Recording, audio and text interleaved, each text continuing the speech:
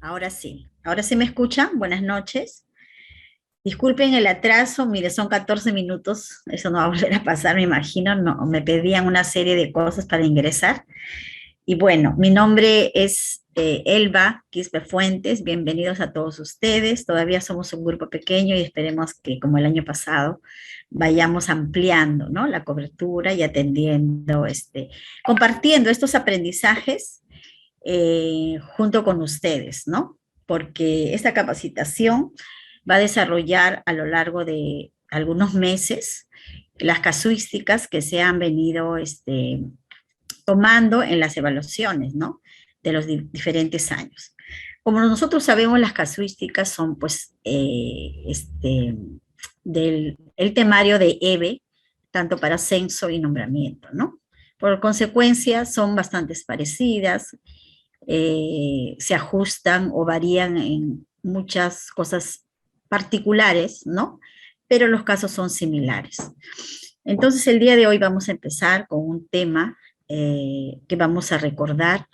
Nosotras de Educación Especial hemos conocido diferentes temáticas a lo largo de nuestros estudios, ¿no? Toda nuestra carrera, y nos hemos venido enriqueciendo también, desarrollando diferentes temas. Entonces vamos a empezar para no demorar.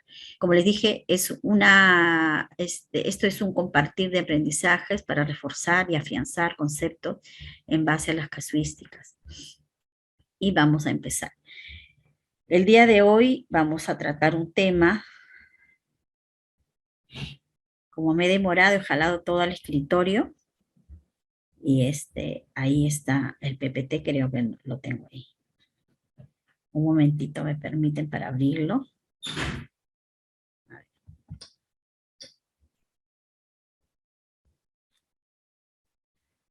Creo que sí, le he pasado todo acá.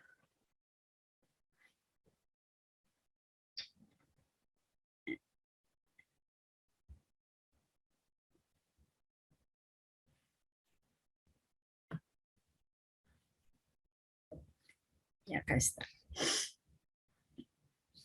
Ahorita lo estoy abriendo y vamos a compartir esta información que es sobre la estimulación sensorial. Está cargando. Quiero ver si ya abrió.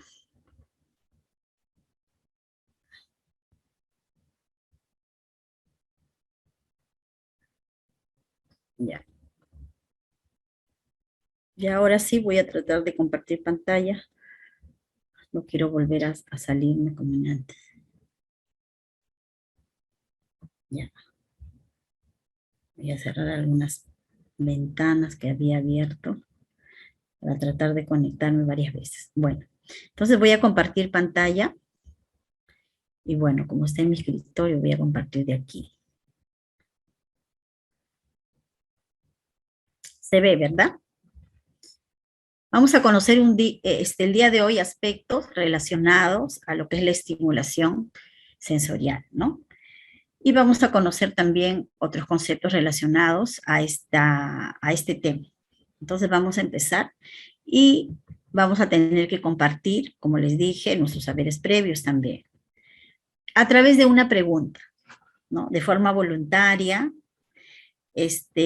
sobre lo que es la integración sensorial y que vendría a ser también la estimulación sensorial, multisensorial, ¿no?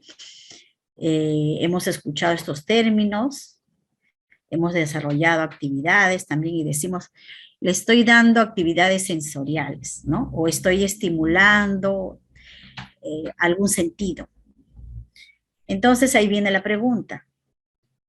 Si hablamos de integración sensorial, estaríamos diciendo algo muy cercano, complemento o parecido de lo que vendría a ser una estimulación sensorial.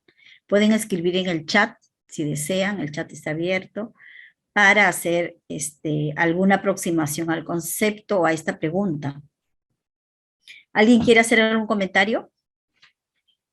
Tienen ahí la lectura que se les ha mandado. Están de repente en el WhatsApp. ¿Alguien quiere compartir? Elena, está Sofía Elena, está Lisbeth. ¿Alguien quiere hacer de repente alguna acotación? Seguimos, entonces, ¿ya? Para que no nos gane los minutos. Pero en la medida que ustedes puedan comentar, eso va a nutrir también estas reuniones que vamos a tener. Entonces, vamos.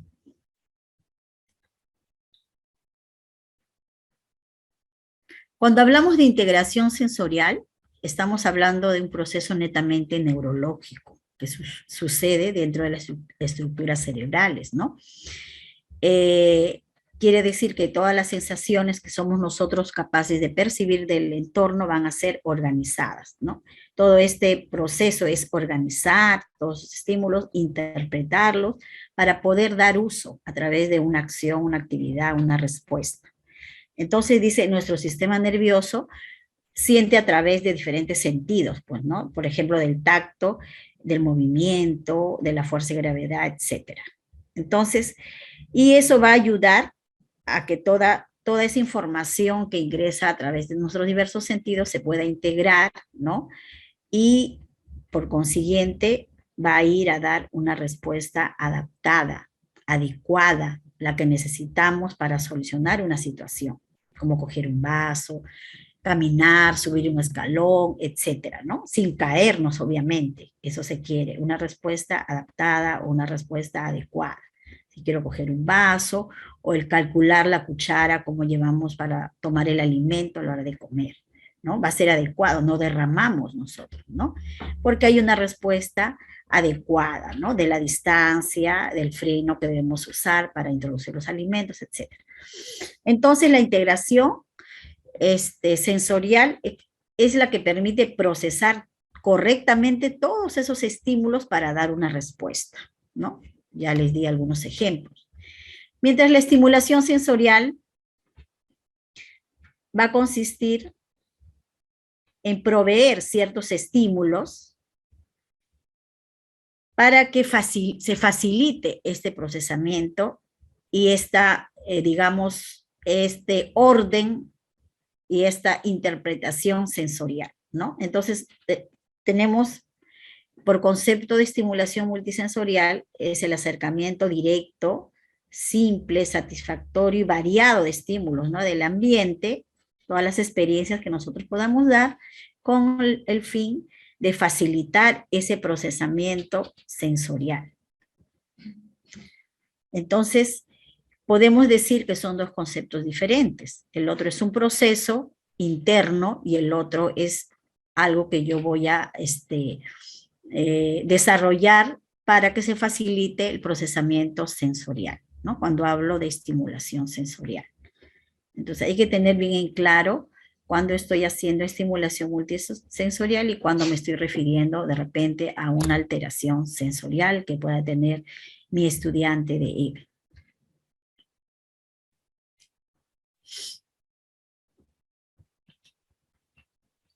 Entonces vamos a conocer que la estimulación multisensorial, ¿no? De los diferentes sentidos, va a buscar activar las áreas de la corteza cerebral, ¿no? A través de todas las experiencias que nosotros le ofrecemos al niño, ¿no? Y la integración sensorial es esa ruta, ese proceso por el cual estas sensaciones que provienen de nuestro ambiente, de nuestro entorno y también de nuestro propio cuerpo, ¿no?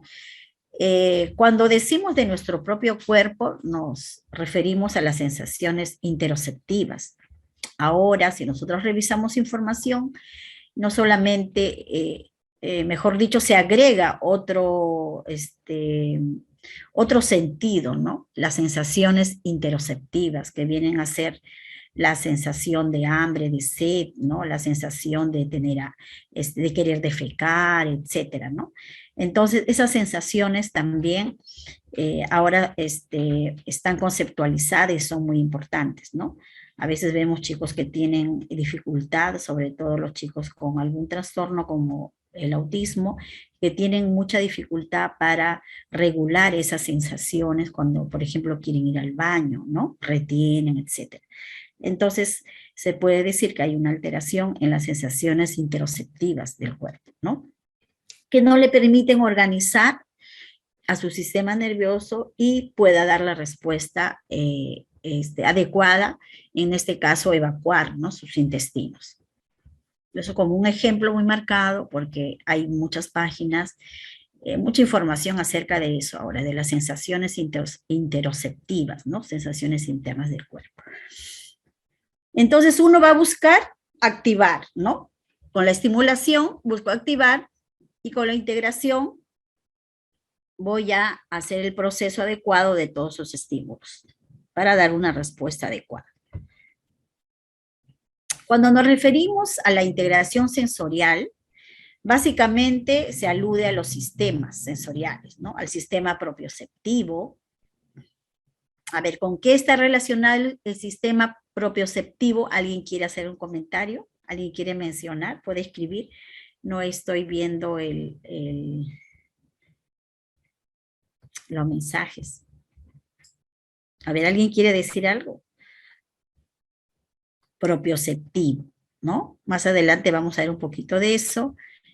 Y bueno, vamos a conocer, ¿no? Y también tiene que ver con el sistema vestibular y táctil, ¿no? Eso tiene que ver con el concepto que hemos definido de integración sensorial, ¿ya? Integra el sistema propioceptivo, vestibular y táctil, ¿no? ¿Por qué? Porque para realizar las acciones y dar una respuesta adaptada a nuestro entorno, como dijimos, como atrapar una pelota, etcétera, como realizar las diferentes actividades que nosotros hacemos, necesitamos que estos sentidos pues den una respuesta, se procesen, se organicen, y el cerebro interprete de qué manera voy a realizar cada acción con cada sentido para dar una respuesta organizada y adecuada, óptima, ¿no? Y la estimulación multisensorial es cuando nos referimos a los sistemas propioceptivo, vestibular, táctil, visual, auditivo, etcétera, todos los sentidos. Podemos estimular multisensorialmente al niño trabajando todos sus sentidos, ¿ya? Cuando hablamos de integración sensorial estamos hablando de sistemas sensoriales.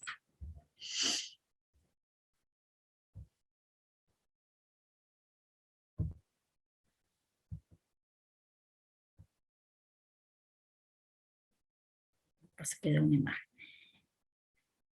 Y también como dentro del concepto podemos decir que este proceso de integración sensorial en un niño sano pues se desarrolla de forma natural, ¿no? A lo largo de todo nuestro desarrollo infantil. Sin embargo, en el caso de nuestros niños que tienen algún trastorno, alguna condición de discapacidad,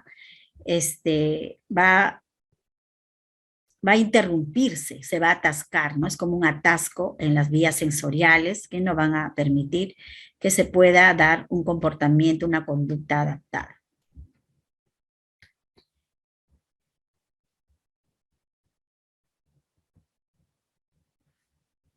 Y eso tiene una explicación, una base neurofisiológica.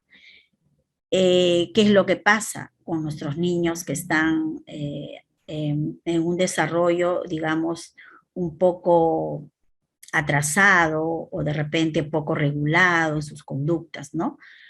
Y en el caso de nuestros chicos que están más afectados, nuestros alumnos del SEBE, entonces la estimulación multisensorial va a permitir eso, ¿no? Va a facilitar a través de todas las experiencias que se logre una integración sensorial, como hemos visto, ¿no? ¿Gracias a qué? A la plasticidad neuronal, ¿no?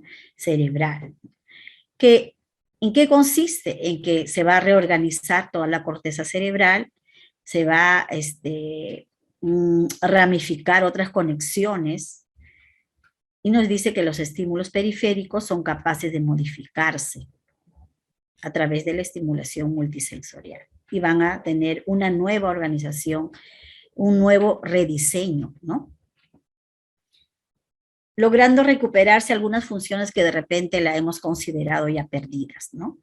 Y en casos cuando hay una lesión cerebral va a depender del impacto de esa lesión, de la edad también de la persona que estamos tratando de rehabilitar, ¿no? Pero gracias a la estimulación sensorial y gracias también a la plasticidad del cerebro, una adecuada estimulación va a ayudar, ¿no?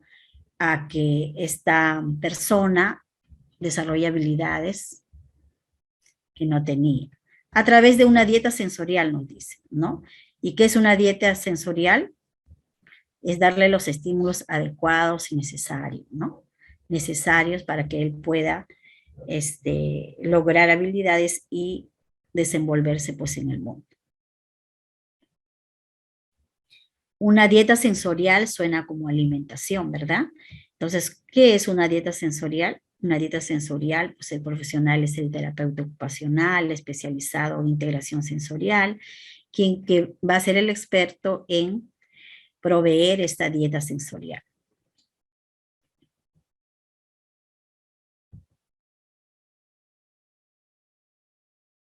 Ahí nos dice para que esto se logre, pues se habla de las condiciones favorables en estructuras y a nivel funcional que debe tener el cerebro y que sea capaz de responder, de recibir esos estímulos y responder adecuadamente, ¿no?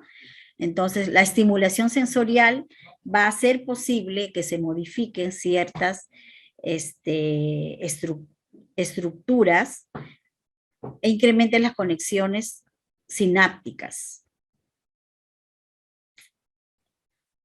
Y nos habla de que esta estimulación influye, ¿no?, en esa nueva ramificación dendrítica, ¿no?, para lograr la sinapsis.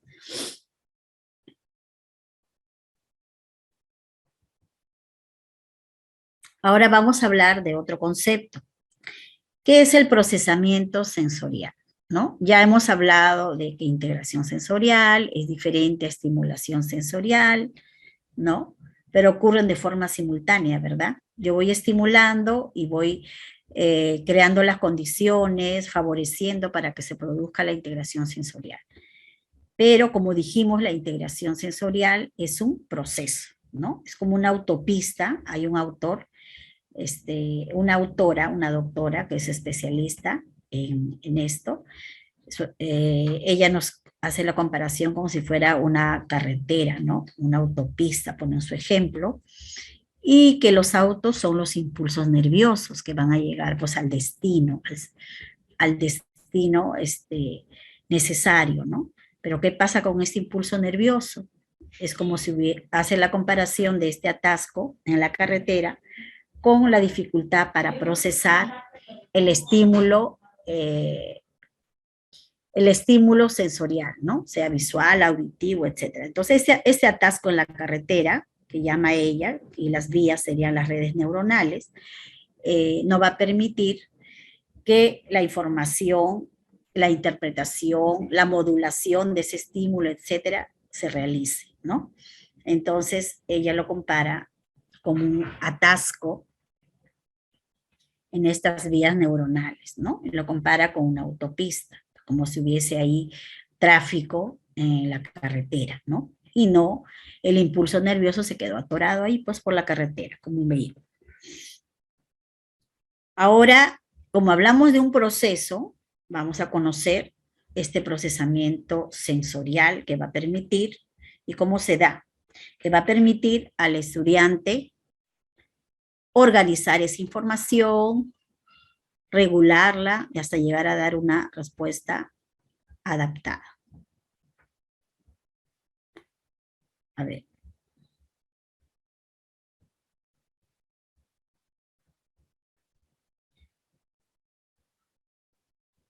Ah, ya. Muy bien, me dice que le amplié la información, disculpen. Ahora sí. Ya. Entonces, este término o este concepto de procesamiento sensorial está relacionado con la integración sensorial, pues viene a ser la capacidad del sistema nervioso, como les dije, para organizarse, interpretar todos los estímulos externos e internos, ¿no? Porque hablamos de estímulos interoceptivos también, como un nuevo concepto, y poder responder hasta lograr dar una conducta adaptada. Y este proceso tiene sus fases. ¿Alguien quiere mencionar alguna de sus fases? De repente ha leído, ha ido a una capacitación. ¿Quiere mencionar algo? Puede escribir en el chat. Comprende sus fases, ¿sí? Vamos a recordar, porque a veces se emplean esos términos en las casuísticas y nosotros no logramos también interpretar lo que leemos, ¿no? Porque no conocemos bien el concepto a veces. Entonces vamos a ver las fases del procesamiento sensorial. Una de las fases es la fase de detección o registro.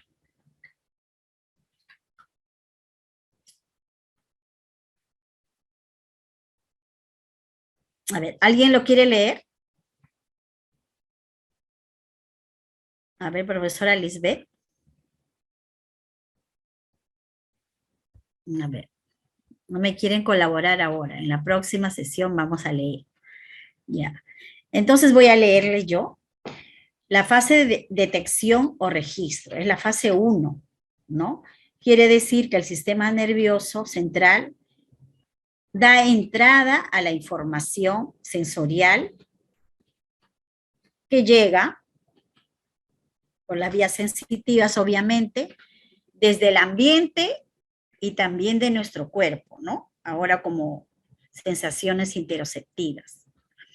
Busquen esa información, es muy interesante. Hay muchos videos sobre profesionales que son terapeutas que hablan de sensaciones interoceptivas, como octavo sentido también lo encuentran. Entonces, ¿qué pasa en esta fase de detección o registro? Voy a detectar el estímulo. Paso a la fase 2.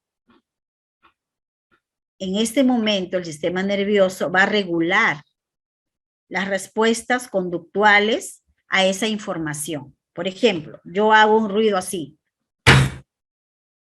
¿Escucharon? Se cerró mi cámara, creo.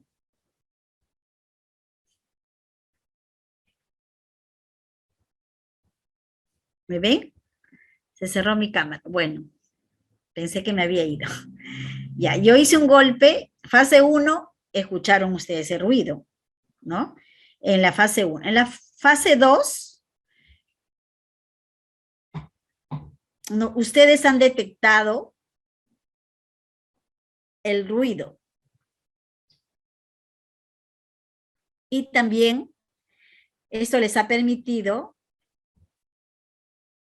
identificar ciertas características de este ruido, ¿no? Si ha sido fuerte, si ha sido suave, y su cerebro ha sido capaz de identificar de repente este ruido que yo he presentado de manera importante, dejando de lado otros ruidos que puedan estar en el entorno, ¿no? Que se han concentrado, han identificado como información principal relevante este ruido que yo he hecho, ¿no? A eso se le llama como el balancear los estímulos. Y es la fase de modulación. 3. Discriminación o interpretación. Eso significa reconocer el estímulo. Se refiere a la habilidad para distinguir entre los diferentes estímulos y para organizar perceptualmente las características del estímulo, ¿no? Entonces, en la fase 2, yo voy a recoger lo más relevante de la información. En la 3, ya voy a hacer, voy a usar mis habilidades perceptuales y voy a caracterizar el estímulo como se presentó. En la fase 4 es donde damos una respuesta adaptada frente a toda la información que he recibido. Ahí pueden leer en la separata. Viene a ser el resultado final del todo el procesamiento. ¿Y cuál va a ser mi respuesta? Una conducta, va a ser un comportamiento, como dice ahí, donde no solamente estoy trabajando con un sentido aislado, sino de repente ese ruido era tan feo, tan fuerte, y yo me protejo, ¿no? Para mí, para mi forma de percibir, para mi modulación, para mi nivel de registro, ese ruido era intenso y yo me cubro mis oídos, ¿no? Como cuando pasa el tren, vamos a decir, y no, mi cerebro, y automáticamente doy una respuesta de protección. Entonces, estas 4 fases suceden cuando nosotros nos enfrentamos a un estímulo del entorno, sea del entorno o un estímulo interno también. Vamos a verlo acá con un ejemplo. Vamos a verlo con un ejemplo en el siguiente PPT.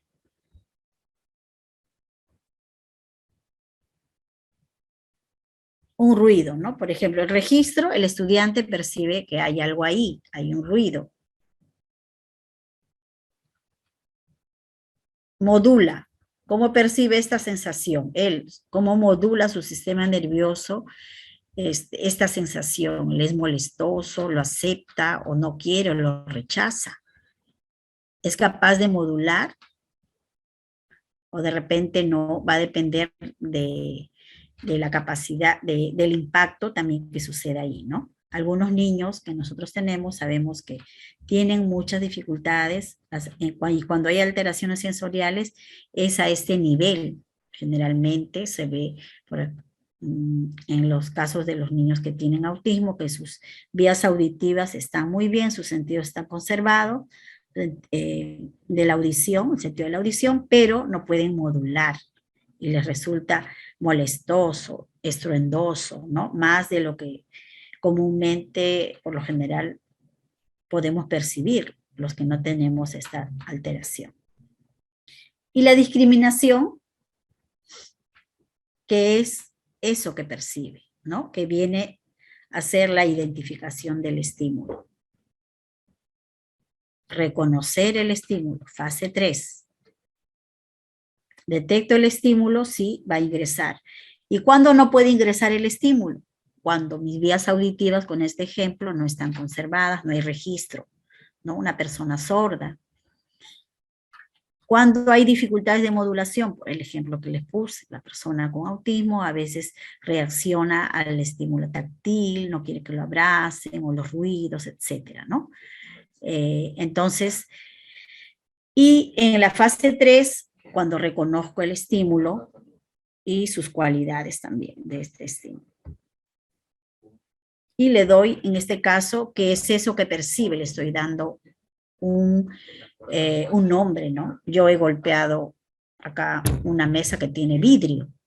Entonces, estoy reconociendo cómo interpreto eso, cómo interpreto, reconozco el estímulo, ¿no? Y puedo describirlo de alguna forma y le doy un nombre también, estoy interpretando a nivel interpretativo. Entonces las dificultades generalmente, sobre todo en los casos de chicos con TEA, se dan a nivel de modulación. Y la última fase es la respuesta, ¿no? La conducta que va a hacer este niño que provoca, en este caso, este ruido que yo hice al estudiante, ¿no? Y va a dar una respuesta. Entonces, cuando hay dificultades de modulación, va a haber una respuesta, pero una respuesta no adaptada, ¿no? De repente el niño coge un objeto o se cae y no reacciona, no le causa dolor, ¿no? Porque es hiposensible táctil. Vamos a seguir.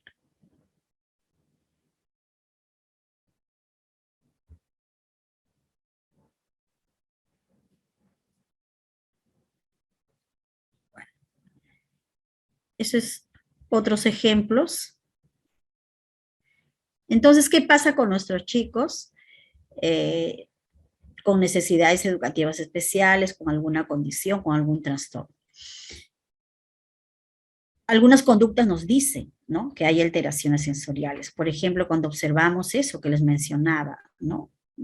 Cuando los estímulos de la música de una fiesta infantil lo aturde, cuando no toleran ser tocados, cuando lloran frente a ciertos estímulos, cuando no quieren algunas prendas de vestir, no quiere que les ajuste, cuando son hiperresponsivos táctiles, ¿no? Sienten que les ajusta, que les aprieta y quieren las ropas flojas, anchas, ¿no?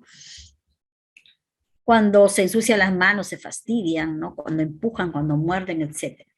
Entonces, ahí puedo estar hablando de que no hay una buena integración sensorial, por lo tanto, hay ese atasco sensorial, hay esa alteración sensorial, ¿no? El chico no modula, no hay una modulación sensorial en el procesamiento del sistema nervioso. con el ejemplo que les puse, ¿no?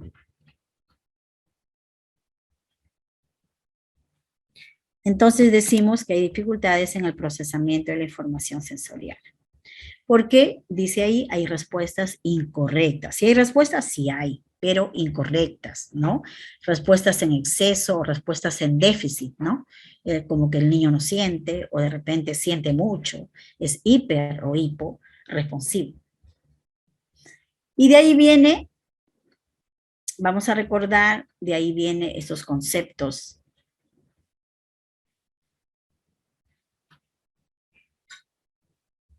Ah, ya, ya, ya. Ay, disculpe. Me dice Lisbeth que no puede activar su audio. Ah, el anfitrión no. Yo soy de anfitriona, si lo han dejado.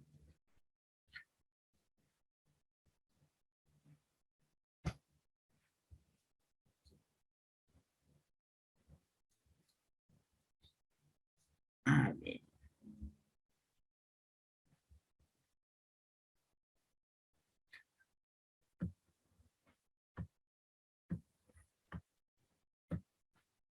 Somos solo 10 ahorita.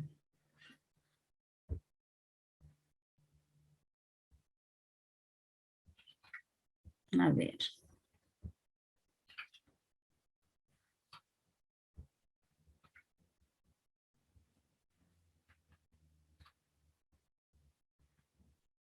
Un ratito.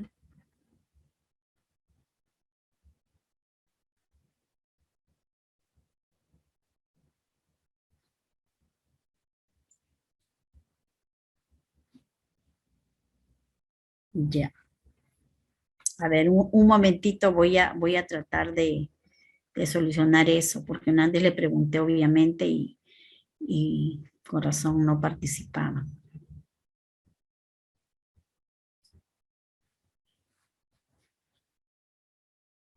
Un momentito, ¿ya?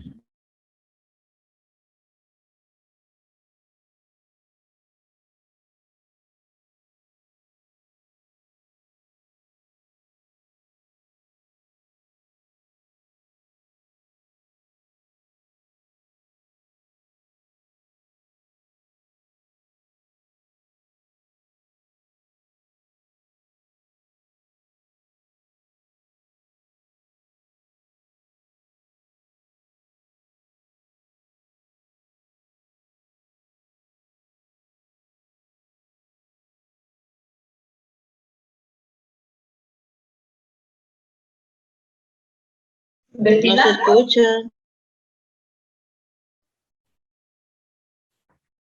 Sí, estaba solucionando. Ahora sí, ya pueden activar si ustedes quieren su micrófono. No me había percatado de eso, sino leo el mensaje de la maestra Lisbeth. Bueno, entonces eh, vamos a seguir y vamos a hablar de otro tema también que relacionado a esto, que tiene que ver. Y ahí está Jen Aires, que es la doctora, y ahí justo lo que les decía, que esta doctora hace esa comparación, ¿no? Del impulso nervioso, como si fueran las vías en una carretera.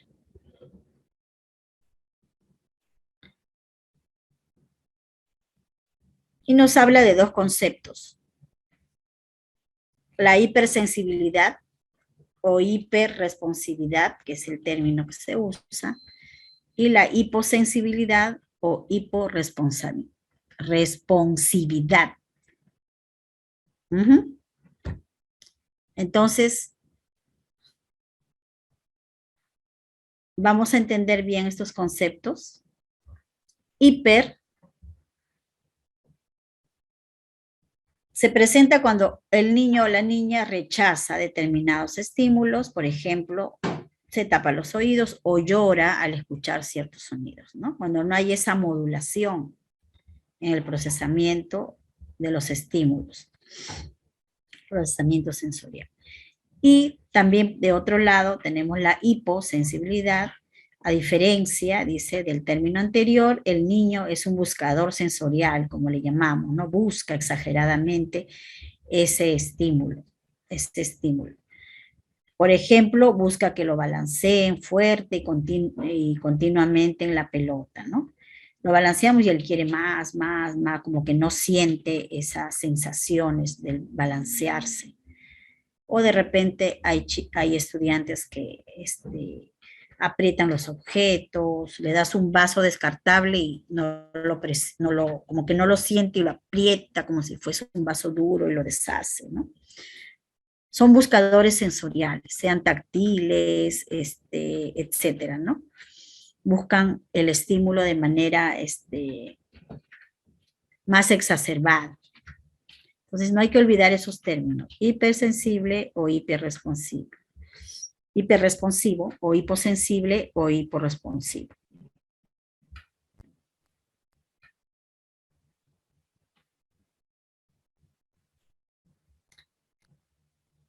Vamos a ver.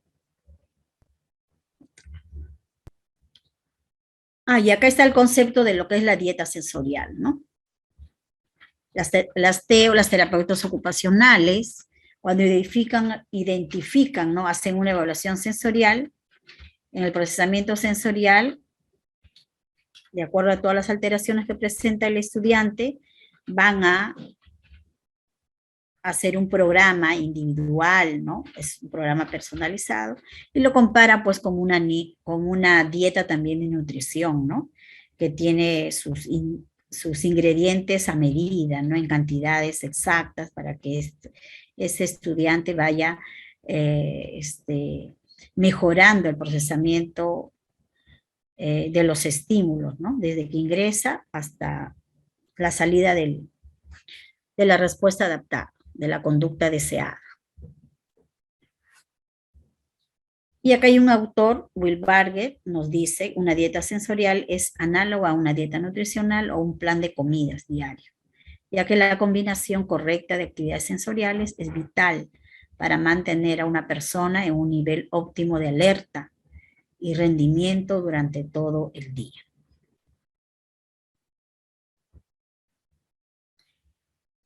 Como les decía, es algo muy personalizado después de una evaluación que hace la terapeuta ocupacional, ¿no? Y los estímulos presentados de forma adecuada, de acuerdo a la necesidad.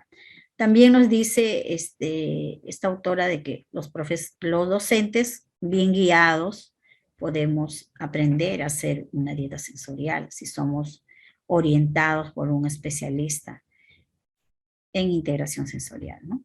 Es toda una especialidad. Bueno.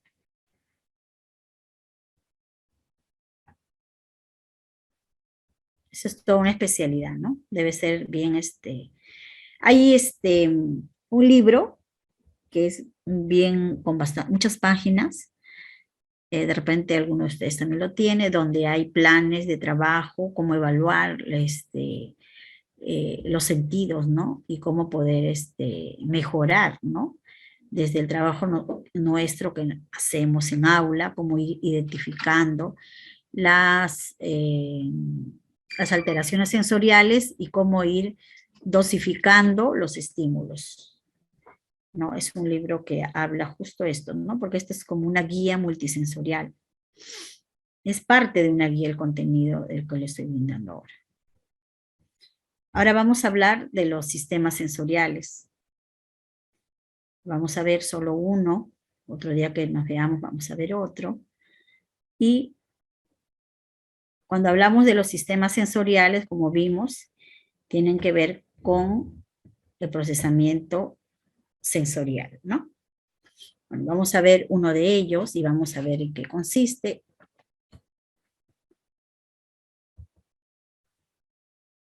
Y está ahí el sistema propioceptivo. El sistema propioceptivo nos dice, a ver, ahora sí le voy a pedir a la profesora Lisbeth si me puede apoyar en la lectura, a ver, de esta parte. Ahora sí puede prender su micrófono.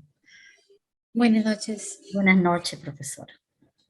Ya. El sistema propioceptivo es aquel que nos va a dar información de dónde se encuentra cada una de las partes de nuestro cuerpo y cuáles son sus posibilidades de movimiento haciéndonos conscientes de la existencia y permanencia del mismo.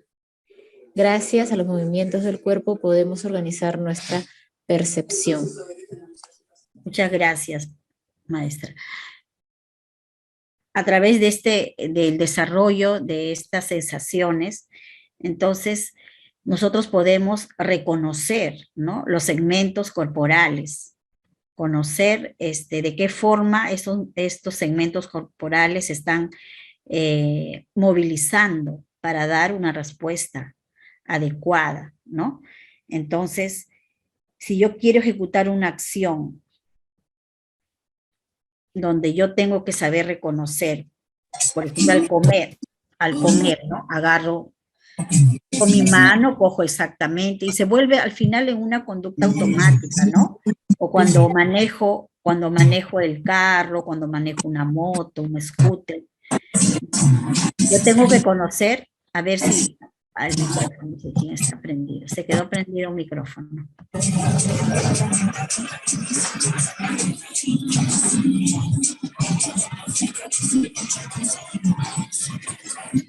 A ver, apaguen su audio, por favor.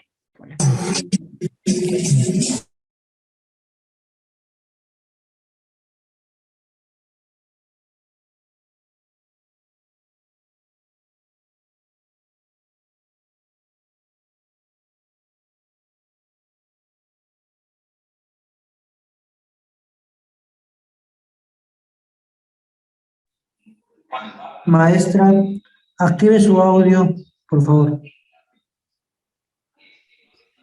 Disculpe.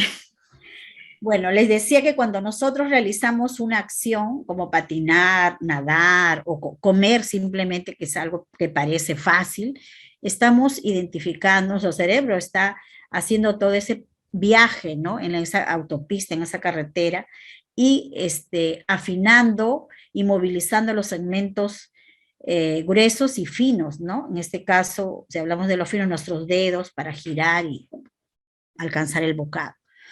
Entonces, gracias a que nosotros tenemos un buen sistema propioceptivo, al final se convierte en una respuesta automática, ¿no?, mecanizada, como el cepillarnos los dientes, sabemos cómo hacer, cómo empezar, etc. Porque reconocemos, cogemos bien el cepillo, no es que el cepillo se cae al piso y no sabemos cómo movilizar, abrir la boca y agarrar el cepillo, dejarlo en su lugar. Entonces, esos movimientos exactos se dan porque conocemos los segmentos de nuestro cuerpo y cómo los movilizamos y cómo lo ubicamos en el espacio, porque yo no voy a hacer movimientos innecesarios, ¿no?, para que pueda realizar esa tarea.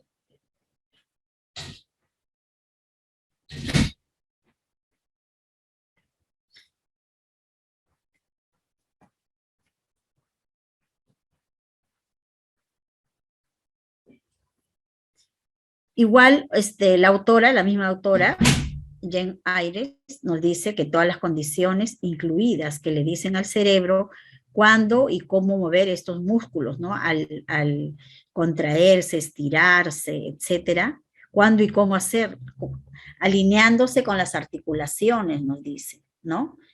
Entonces, cuándo comprimir estos músculos, cuándo estirar este miembro para coger una cuchara, o escribir, o girar, o hacer una actividad, una acción, es porque esta información que estamos procesando le va a permitir al cerebro saber dónde está cada segmento de nuestro cuerpo, ¿no? Y qué parte de nuestro cuerpo estamos moviendo en ese momento, o sea, todas digamos, capacidad de respuesta es a través de nuestro sistema propioceptivo. Acá también según esta doctora, porque es una señora, también como parte del sistema propioceptivo, ella incluye al sentido interoceptivo, pero como les comenté, si ustedes buscan información actual, ya nos hablan del sentido interoceptivo con un octavo sentido, porque se refiere a la información interna de nuestro cuerpo. Corazón, latido, respiración y todas las sensaciones interoceptivas. ¿Y dónde se localizan estos receptores del sistema vestibular? ¿No? En los músculos, en los tendones, en las articulaciones, que van a ir recogiendo y realizando los movimientos exactos, ¿no? Para dar una respuesta adaptada. Vamos a conocer las funciones, y acá nos vamos a quedar por hoy, del sistema propioceptivo.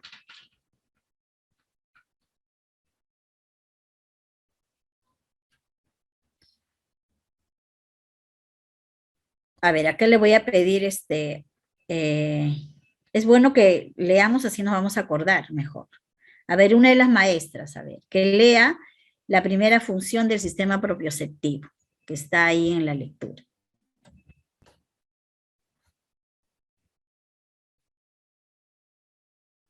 A ver, ¿quién puede dar lecturas, maestras? O maestros, no sé si hay algún varón. Estamos hablando de las funciones del sistema propioceptivo. A ver, ¿alguien quiere dar lectura al conocimiento corporal?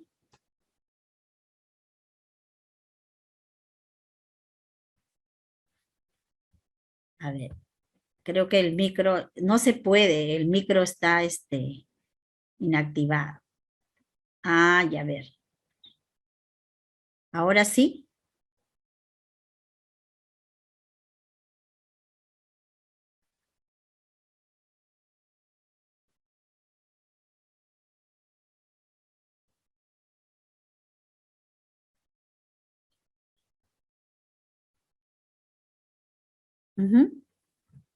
No se puede activar los micros otra vez.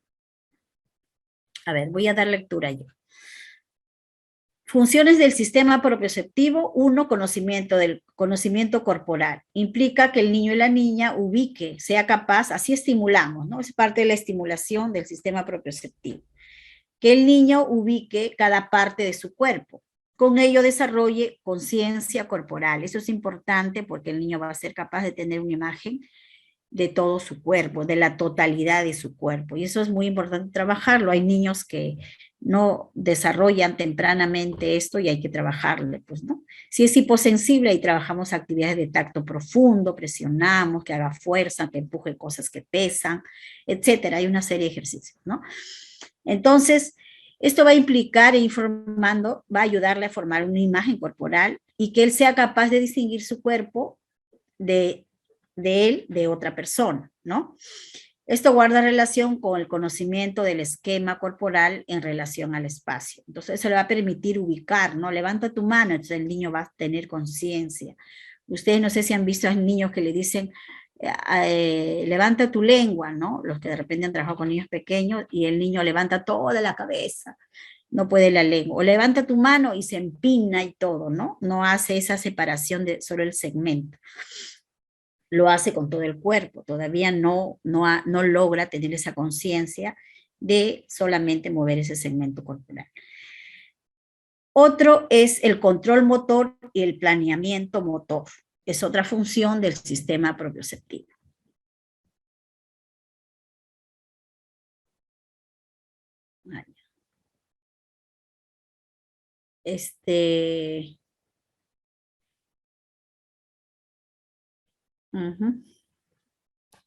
Ya, vamos a seguir. El control motor. ¿En qué consiste el control motor y planeamiento motor? Implica que el estudiante mantenga una buena postura. Una buena postura que pueda coordinar y controlar sus movimientos. Control motor, por eso, ¿no? El planeamiento motor tiene que ver con saber qué movimientos yo voy a realizar para determinada acción. Y eso consiste. Entonces mi cuerpo se ubica en el espacio, adopta una buena postura, hace movimientos coordinados. Eso es parte de mi planeamiento motor. Controlo los movimientos, me organizo corporalmente y planeo mis movimientos. Planeamiento motor es otra función del sistema propioceptivo. Si quiero coger una cuchara, me organizo, me ubico bien, o voy a comer, me siento, ¿no? Y hago todo el movimiento, controlo mis movimientos y hago mi planificación, cómo voy a ejecutar, me preparo, organizo mi cuerpo. Otra función tiene que ver con la graduación de la fuerza muscular. Es la fuerza que ponemos, por ejemplo, a realizar una actividad. La fuerza. Por eso es que la base, sus receptores son los músculos, los tendones, el grado de fuerza. Acá nos habla cómo el niño tiene que ser capaz de graduar su fuerza. ¿Ya? Entonces vamos, conocimiento corporal, control motor y planeamiento motor para hacer la tarea y graduación de la fuerza, que es otra función del sistema propioceptivo. Seguridad emocional, dice, en la medida que el estudiante pueda mover su cuerpo, demostrando coordinación, él se siente más seguro y seguro de actuar en su entorno, ¿no? Entonces, eso es lo que nos brinda cuando el niño es capaz de lograr, pues, una acción, le va a brindar seguridad. Lograr que el estudiante tenga mayores posibilidades motrices, etcétera, en la ejecución de determinadas tareas, le va a brindar confianza en sí mismo, en lo que él pueda hacer, y lo va a motivar a seguir avanzando. Otro es la estabilidad postural, sea la estabilidad estática, cuando mi cuerpo no se mueve. Por ejemplo, ahorita estarán sentados ustedes, algunas echadas, algunas de repente en cierta posición o comiendo, pero su cuerpo está estático, pero su tronco está ubicado adecuadamente para que no se caigan, ¿no? Y la estabilidad dinámica, que consiste en mantener el equilibrio cuando el cuerpo está en movimiento. Por ejemplo, al correr, al frenar, cuando corremos, ¿no? Yo mantengo una estabilidad.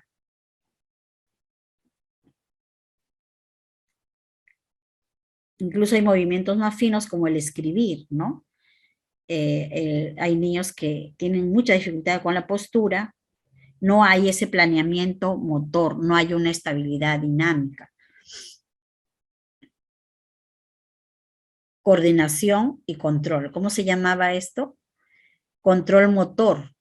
Para escribir hay que tener un control motor y un planeamiento motor adecuado. Y a veces no saben cómo coger el lápiz, lo cogen mal, etc. O presionan mucho el lápiz con mucha fuerza, ¿no? Este sistema tiene que ver también con el control de la fuerza.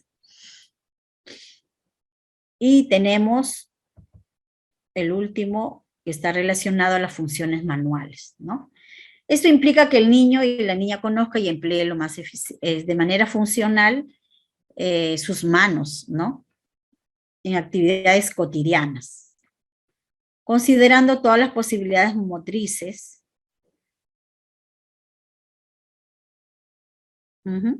Sus habilidades manuales, que el niño tenga esas destrezas mucho más complejas, ¿no? Como sorber, usar la cuchara, de repente hacer, armar cubos, etcétera, ¿no? Hay niños que lo hacen, van aprendiendo. Nuestros chicos, sobre todo, ¿no? Se les cae, no tienen esa precisión en en el control motor de esos movimientos más finos, ¿no? Y el otro es el control motor oral, ¿no? Acá está referido específicamente a la acción de sorber, beber líquidos, masticar, emitir algunos sonidos, soplar, hablar, dar besos. Realizar todas aquellas actividades que involucran el uso de su boca. Cuando habla de control motor, pero oral, ¿no? Oral.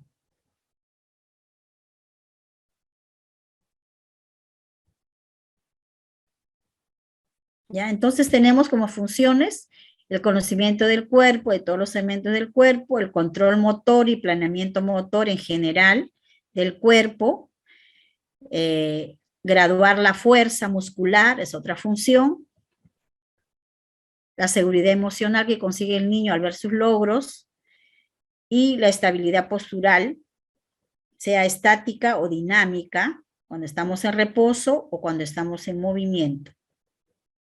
Y la habilidad de las funciones de las manos, ¿no?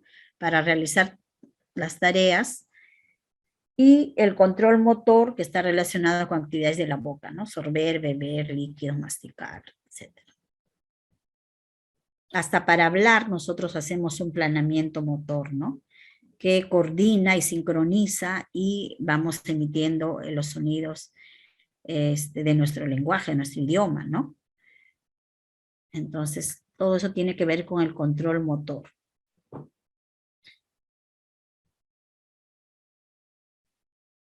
Ahora vamos, y aquí nos vamos a quedar con propioceptivo. Objetivos de la estimulación propioceptiva. Si yo me doy cuenta que mi niño tiene alterado, digamos, alteración en estas funciones que hemos visto de conocer el cuerpo, del control motor, el planeamiento motor para tareas gruesas, de graduar la fuerza, de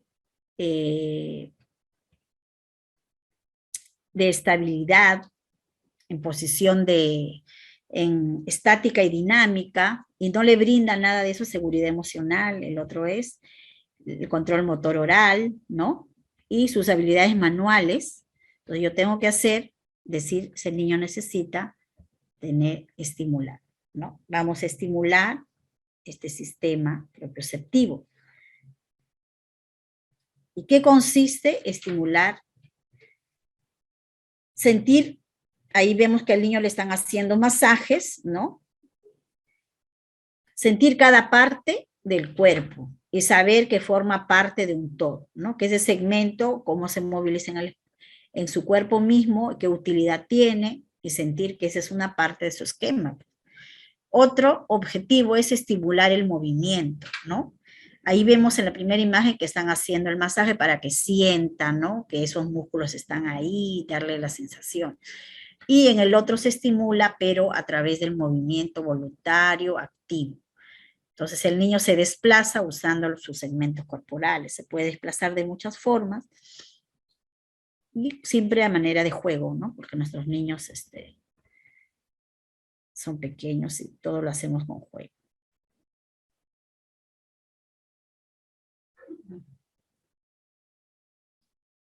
Ya, ahí nos vamos a quedar para no perder la otra parte de ver las casuísticas.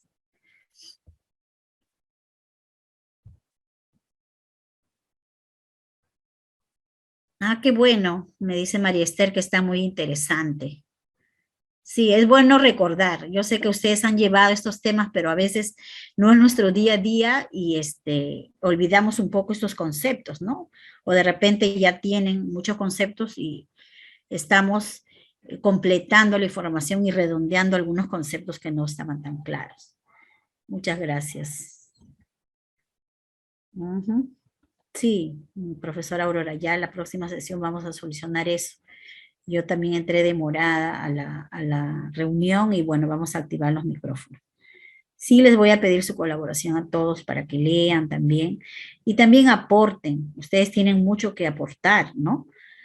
Vamos a ver ahora las casuísticas.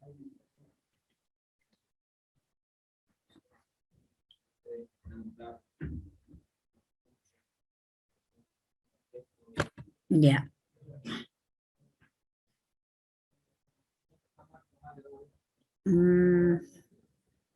Voy a dejar de compartir, ya.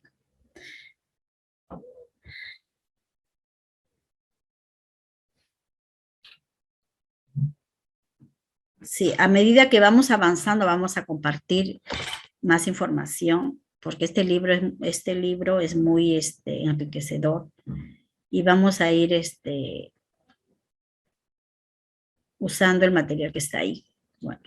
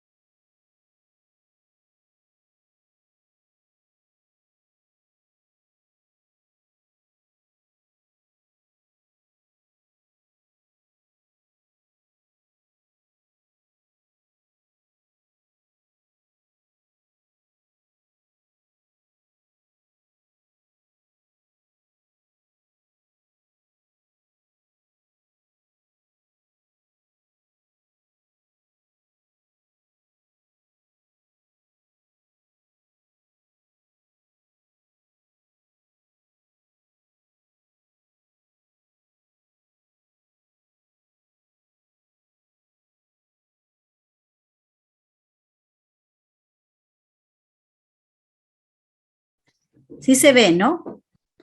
Tuve que cerrar un momentito, disculpen, porque estaba un ruido afuera muy fuerte. Ya, entonces vamos a ver estas casuísticas y vamos a ir resolviendo con los conocimientos previos que tengan. Si hay alguna dificultad, la próxima clase vamos a afianzar algunos conceptos. Ya, en la medida que vayamos, ya vamos a ir mejorando nuestras respuestas en estas casuísticas que han sido objeto de algunas pruebas que se han tomado a EVE, pues, ¿no?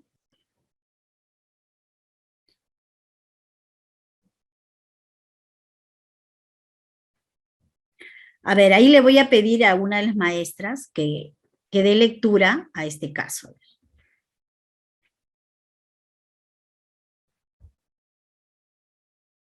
De forma voluntaria, puede activar el micrófono. Uy, no me deja. A ver, un ratito.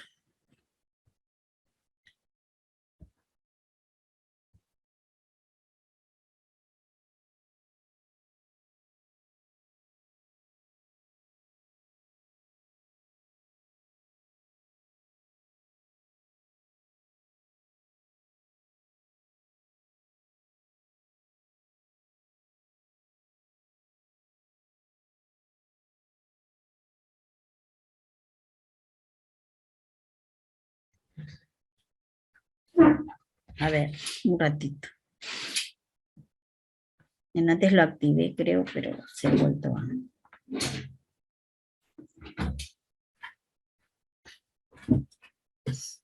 Ya, entonces voy a dar lectura yo. Luna es una niña de 2 años que presenta parálisis cerebral. ¿Ustedes también tienen esos casos? Perdón. La docente del PRITE tiene como propósito estimularla multisensorialmente. Para ello, planea realizar una sesión con las siguientes acciones. 1.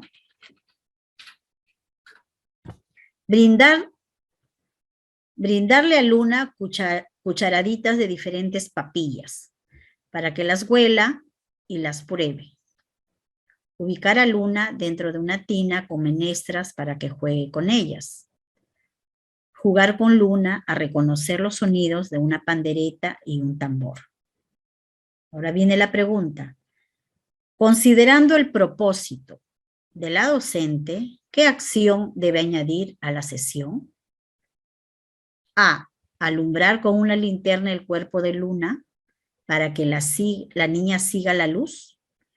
B. Sentar a Luna en tapetes de distintas texturas para que las toque. C. Narrar a Luna cuentos modulando la voz según los personajes. Ahora sí, ustedes pueden ir dando sus respuestas mientras yo veo cómo hago para que puedan hablar. ¿Pueden escribir?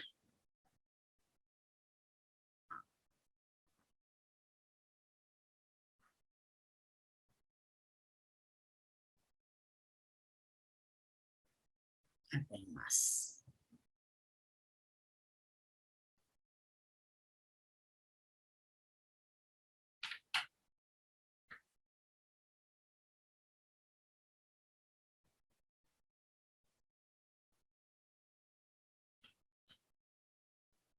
A ver, están respondiendo ahí las profesoras.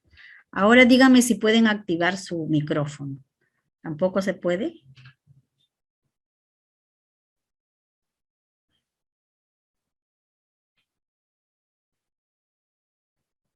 No, no se puede.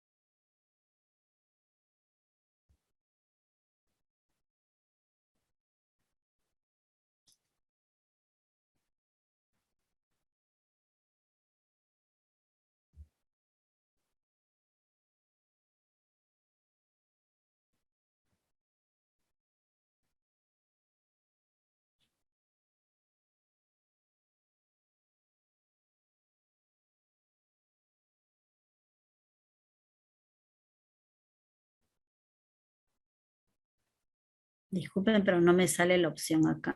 Antes la vi, pero ahora no me aparece. Ya, vamos a ver, ¿ya? Ahí en las respuestas estoy viendo que las maestras han puesto,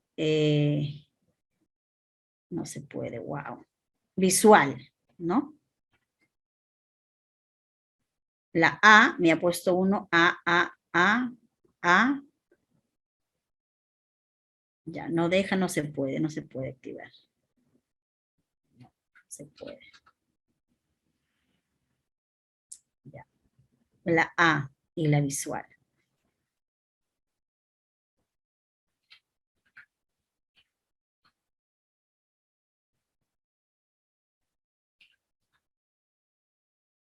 ¿Y por qué han puesto la A? Porque estamos hablando de una estimulación multisensorial, ¿verdad?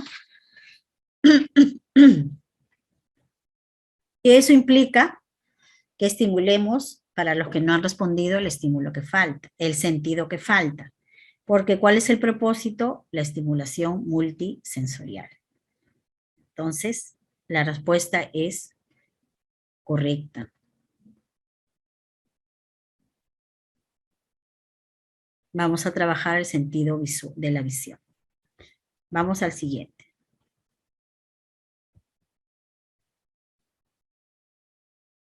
Acá vamos a traer consigo nuestros, vamos a traer nuestros saberes previos.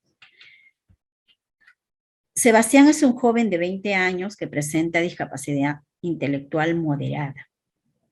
Él suele ayudar a su mamá a vender anticuchos. Una tarde, mientras atendía a los clientes, Sebastián tropezó y el plato de anticuchos que llevaba cayó al suelo. Ante ello, uno de los clientes comentó lo siguiente: los jóvenes con discapacidad intelectual no deberían trabajar. Este muchacho debería quedarse en su casa. Aquí solo puede causar un accidente. El comentario del cliente responde a un modelo de concepción de la discapacidad. ¿Cuál es ese modelo? ¿Cuál es ese modelo? A, modelo social, modelo rehabilitador, o C, modelo de la prescindencia. ¿Qué nos dice el modelo social? Que la discapacidad la genera el entorno, ¿no? En este caso, la sociedad.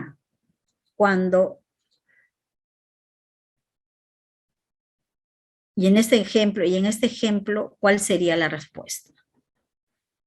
Hay un modelo, se está expresando de acuerdo a un modelo rehabilitador, a un modelo de prescindencia. El modelo de prescindencia nos decía que hay que prescindir de esas personas porque no les sirven a la sociedad, ¿no? En cambio, el modelo rehabilitador, su criterio era normalizarlos, ¿no? Con mucha atención médica, hay que rehabilitarlos, ¿no? Y el modelo social está basado en el enfoque de derechos.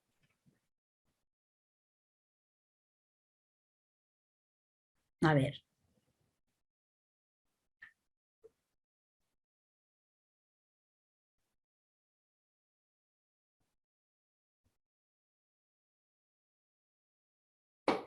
Muy bien. Los que han escrito como respuesta la C está correcto. Modelo de prescindencia, ¿no? Porque vamos a prescindir de su existencia, de las personas con discapacidad. Hay que prescindir, no son necesarias, ellos no pueden. Muy bien. Vamos a seguir.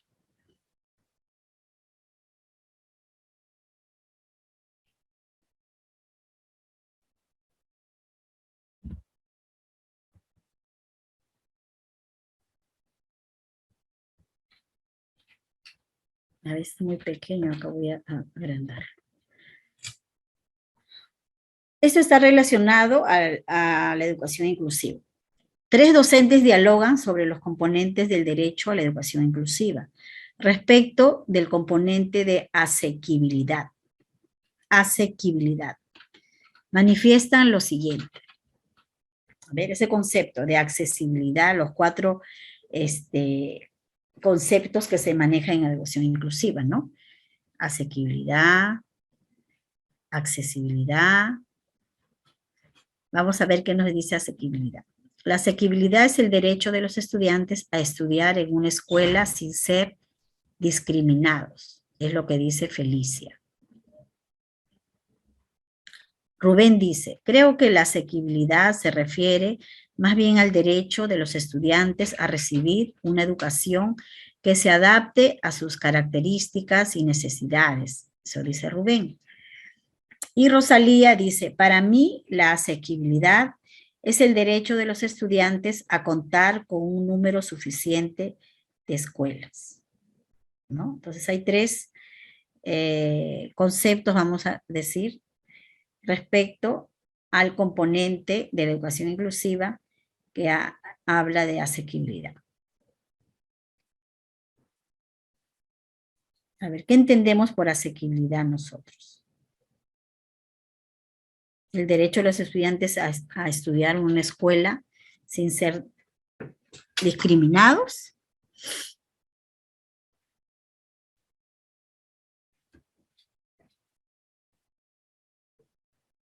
O asequibilidad viene a ser el derecho de contar con un número suficiente de escuelas.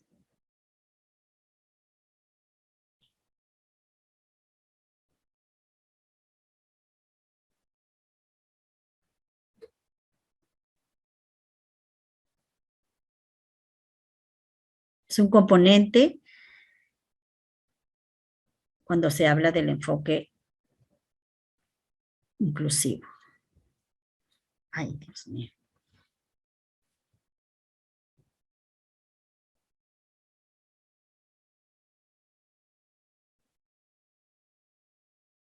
A ver, ¿qué están escribiendo sus respuestas? Janet Chávez. La maestra Janet Chávez.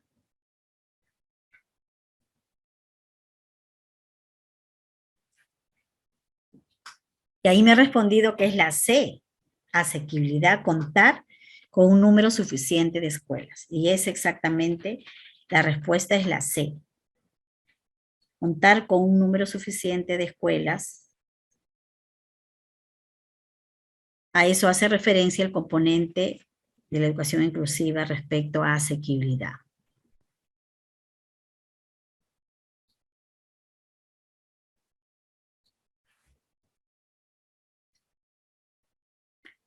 Bien, vamos a seguir.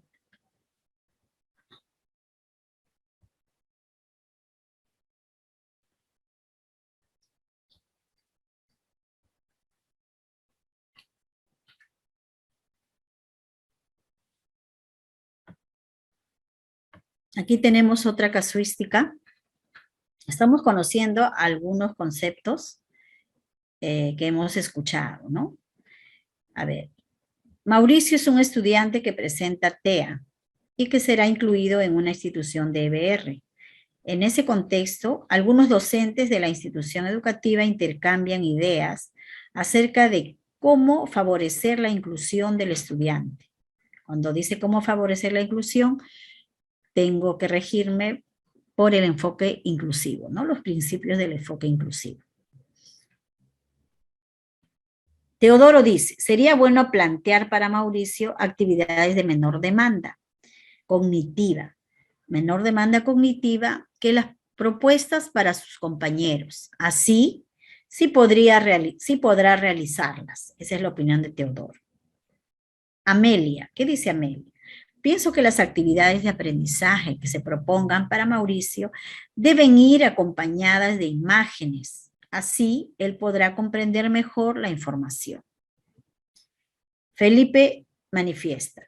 Me parece importante anticipar a Mauricio las actividades de aprendizaje que se van a desarrollar en la clase.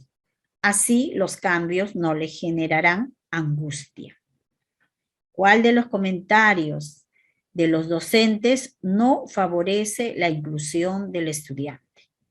A, el de Teodoro, el de Amelia,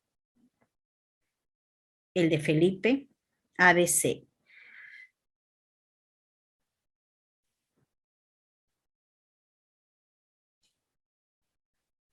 ¿no? Ahí el enfoque inclusivo nos dice, según el CENEP, nos dice que hay que tener confianza en la persona, altas expectativas en la persona, ¿no? Respetarle sus diferencias y darle las posibilidades bajo un enfoque de derecho a la educación, ¿no? Entonces ese es el enfoque inclusivo. Entonces, ¿qué expresión está opuesta a eso? No favorece la inclusión de este estudiante Mauricio. Muy bien, ahí todos han aceptado es la A, ¿no? Porque ahí está en contra de las oportunidades que él pueda tener en una escuela. Hay que darle todo fácil, dice Teodoro. Y así él sí va a poder resolver. No tiene confianza en la persona, ¿no? Y de acuerdo al CENEP, ¿no? Que nos habla del enfoque inclusivo es eso, tener confianza en la persona, ¿no? Altas expectativas. Nos habla del enfoque inclusivo, ¿no? Y de atención a la diversidad, que está en el CENEP.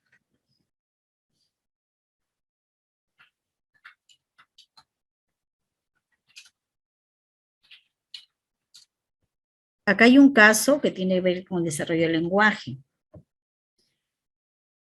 Lo voy a leer. Cuando tenía 6 años, Juana sufrió una infección en el oído medio, que le generó una lesión. Producto de ello, presenta hipoacusia. Según el momento de adquisición de la lesión, ¿no? Cuando adquiere esta lesión, ¿qué tipo de hipoacusia presenta Juana? Tiene 6 años, ¿no? Perilocutiva, prelocutiva o postlocutiva. Cuando hablamos de desarrollo del lenguaje, ¿no? Un niño a los 2 años ya está diciendo sus frases, a los 4 años ya desarrolla muy bien su capacidad de narración, o sea, ya habla, ya es capaz de narrar, de usar los tiempos verbales. Y si hablamos de que Juana tiene 6 años, ¿en qué momento se ha generado esa hipoacusia? Hablando en conceptos de lenguaje. Perilocutiva, que quiere decir alrededor del desarrollo del lenguaje. Prelocutiva, antes de que se desarrolle su lenguaje. O postlocutiva, después que ya desarrolló su lenguaje, ¿no? Así lo vamos a entender con cuando usamos conceptos de perinatal, postnatal. Algunos autores no lo consideran, o sea, 4 años, ¿no? Dicen incluso un poco antes, que ya cuando el niño está hablando es capaz de hablar, ¿no? Pero ya habla, ¿no? De repente no tiene la capacidad narrativa, pero algunos autores consideran la edad de 4 años, ¿no? Que ya se considera poslocutivo, ¿no? Pero este niño tiene 6, esta niña tiene 6. Muy bien. Ahí hablamos de la alternativa C, ¿no? Porque ella ya hablaba, o sea, es una pérdida en una etapa poslocutiva, ¿no? Ella ya hablaba.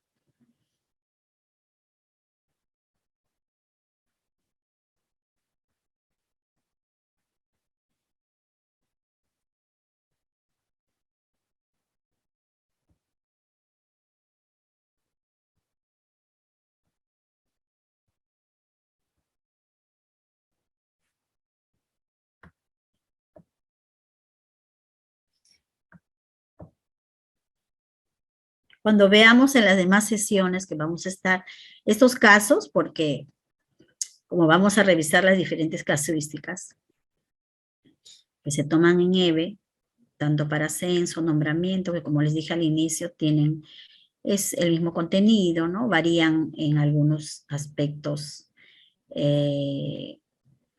particulares, ¿no? Pero los casos son los mismos. Los temas también del temario incluyen los mismos. Si hablamos de ascenso y nombramiento, vamos a ir detallando un poco más, ¿no? Acá habla del método bimodal y vamos a ir conociendo después, porque se van a repetir estos casos, se van a repetir. Hay varias preguntas en método bimodal, varias preguntas en método Bandai, de entrenamiento auditivo, del método PECS, ¿no? Que son temas de repente que nos falta en general a afianzar, ¿no? Y se repiten, de talento se repiten, ¿no? Entonces vamos a ir reforzando. Es nuestra primera sesión y hemos cogido variados casos. Renzo es un niño de 5 años que presenta deficiencia auditiva moderada y se comunica a través del método bimodal, ¿no? Ahí ya me habla de 2, bimodal. Él estudia en una institución de EBR. Hoy Renzo le ha pedido a la docente que lea un cuento. Considerando el método de comunicación que emplea el niño, ¿cuál de las siguientes acciones es pertinente que realice la docente para atender dicho pedido? Deficiencia auditiva moderada y se comunica a través del método bimodal, ¿no? De 2 modos, de 2 formas. Ahora, ¿cómo es el método bimodal? Si tenemos bien claro la teoría, a ver, ¿cuál sería su aproximado de respuesta? A ver, leerle un cuento y acompañar la lectura con imágenes. Ahí estoy usando imágenes y estoy usando la expresión oral, ¿no? Porque me va a escuchar. Eso sería el método bimodal como para él. Leerle el cuento pausadamente y acompañar la lectura con señas. Leerle el cuento repitiendo cada párrafo 2 veces y acompañar la lectura con gestos.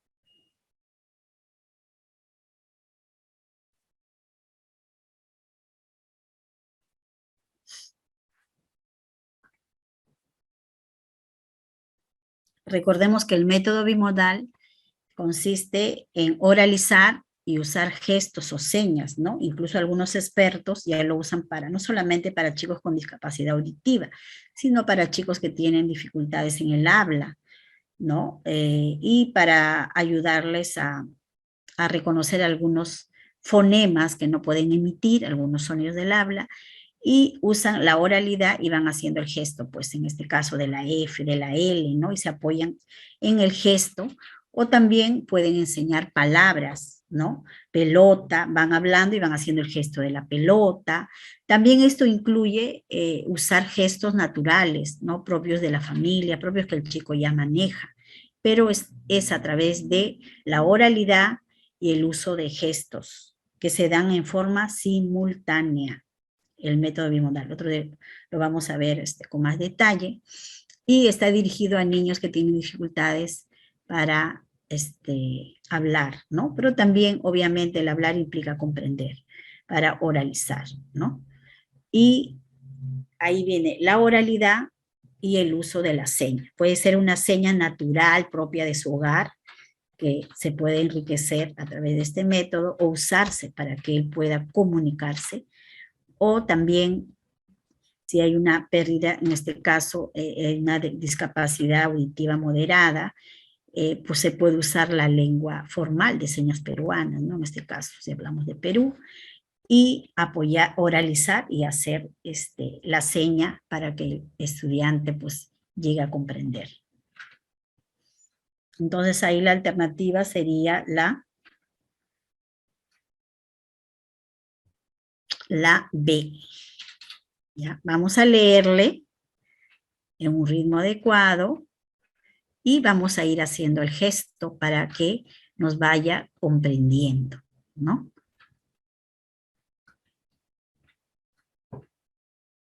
Se da de forma simultánea. Voy hablando y voy haciendo la seña. Oralidad y gesto. 2 formas como se presenta la información para completar. Si el niño tiene dificultades fonéticas, puedo hacer, por ejemplo, cuando le quiero recordar que no se dice elota, sino pelota, que es la P, que es un fonema explosivo, ¿no? Bilabial explosivo. O ¿no? Para hacer la M, un gesto que para el chico sea familiar, ¿no? Y si hago una palabra, puedo usar también un gesto, una seña, ¿no? Propiamente de la lengua de señas que usamos.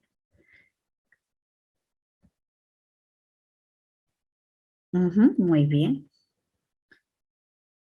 Método bimodal.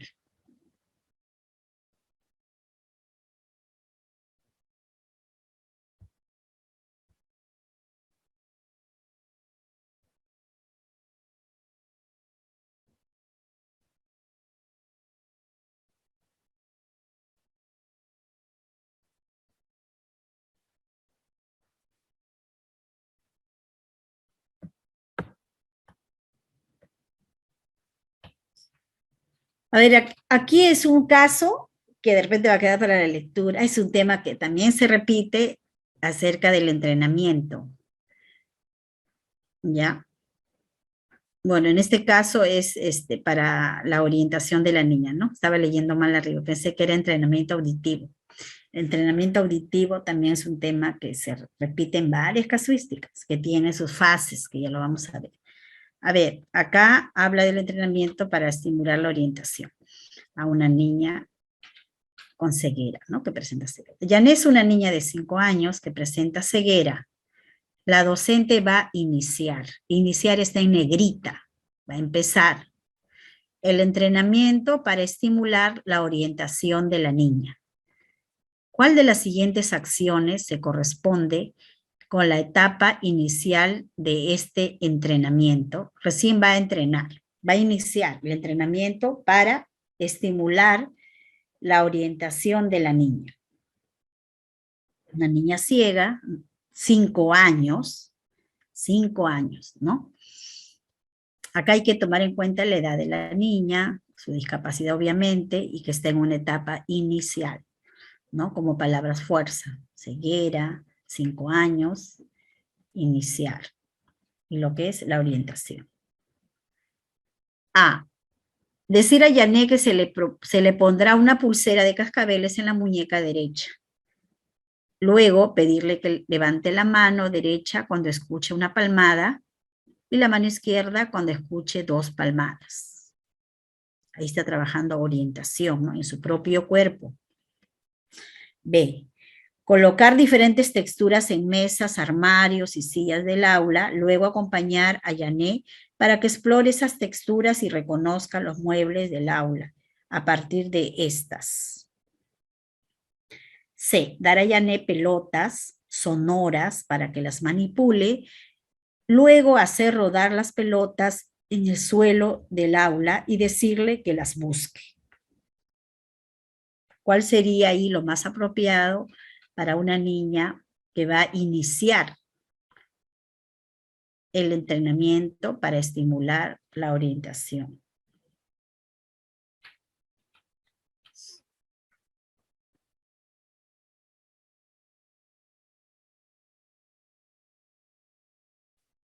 Tomar en cuenta la edad de la niña, que va a iniciar su entrenamiento, es una niña de nivel inicial. No sé si han tenido oportunidad de ir a una aula, de repente los que no son de ceguera, y ver cómo la maestra dice, no, me he propuesto a iniciar la orientación y empieza, ¿no? Su entrenamiento para que la niña pueda iniciar la orientación.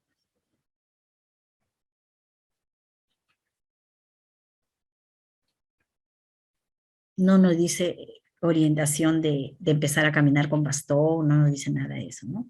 Está hablando de lateralidad, de orientar, ¿no? Su cuerpo. Una niña de 5 años. Va a trabajar orientación.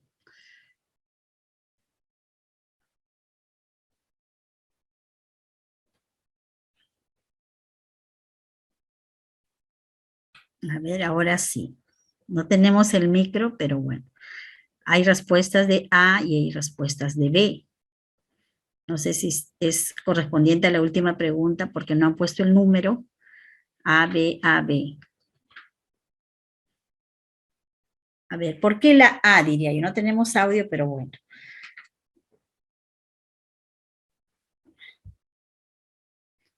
Por esta vez estamos conflictuados sin el audio.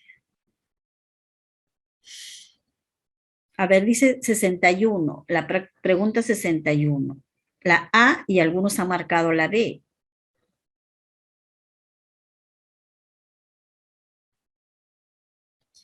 Si estoy con una niña de inicial y voy a iniciar su orientación,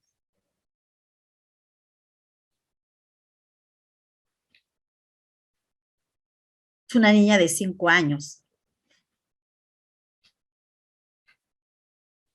Colocarle diferentes texturas en las mesas, los armarios y las sillas. Sería una etapa inicial si me ponen esas 3. Porque de alguna forma en esas 3 actividades estoy trabajando orientación. Porque todas están relacionadas a la orientación.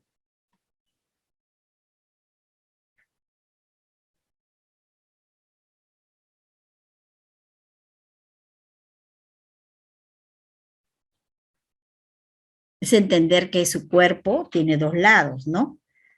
Cómo se va a ir para un lado y cómo se va a ir para el otro lado, cómo va a posicionar su cuerpo en el espacio, ¿no? El lado derecho y el lado izquierdo.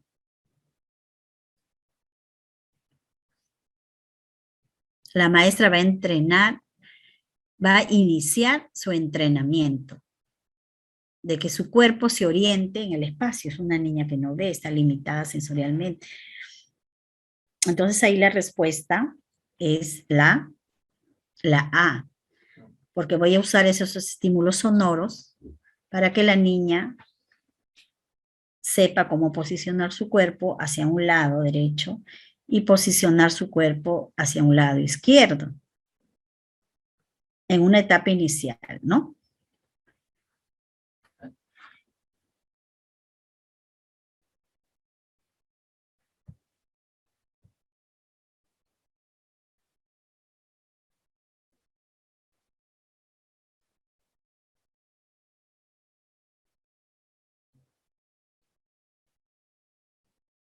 Y también en esa alternativa en la A, voy a trabajar con palmadas, escucha una palmada y me va a ser capaz de saber qué lado de su cuerpo levantándome la mano, ¿no?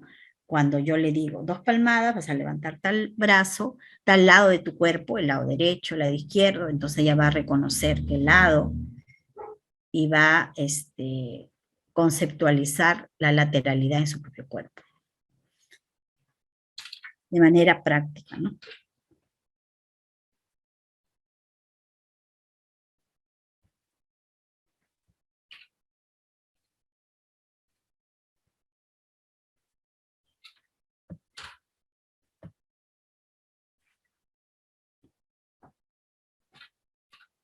A ver, aquí vamos a ver este caso. Dice, Joaquín es un estudiante de 8 años que presenta distrofia muscular y utiliza un andador para desplazarse. Hace 2 meses ingresó a una institución de EBR. Y en su momento, la docente realizó un taller de sensibilización con sus compañeros, ¿no? Hoy, durante el recreo, Joaquín observa que sus compañeros corren por el patio simulando ser superhéroes de sus programas de televisión favoritos. Joaquín les pregunta si él también puede jugar. Sin embargo, sus compañeros le dicen que no, pues él no puede correr.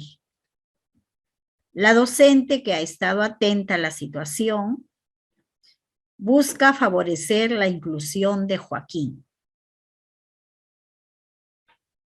Él también quiere jugar, ¿no? Los amigos están corriendo, imitando a sus superhéroes, y él quiere jugar. A ver, ¿qué va a hacer la maestra? Dice, ¿cuál de las siguientes acciones es más, y está en negrita, más pertinente para este propósito? ¿Cuál es el propósito de la maestra? Favorecer la inclusión de Joaquín. A.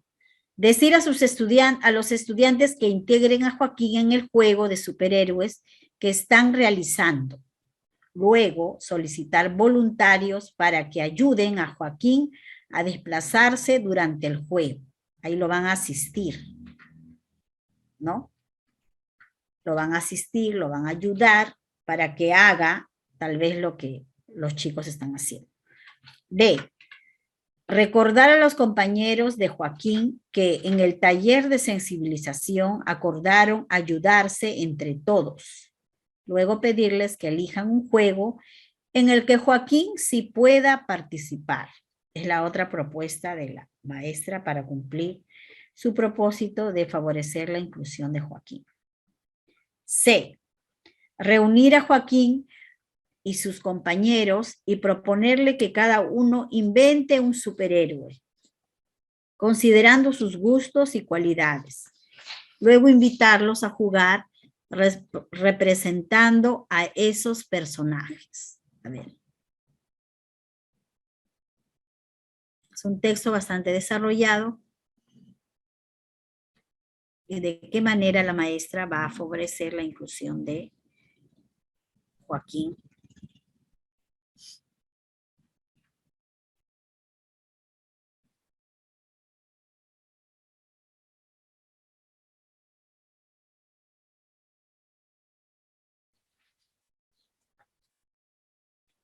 Estamos hablando de inclusión, de darle oportunidad a participar en igualdad de condiciones, de tener confianza en la persona, de tener altas expectativas, ¿ya? Entonces, ella quiere favorecer la inclusión, ¿no? Que la inclusión es permitirle que Joaquín participe.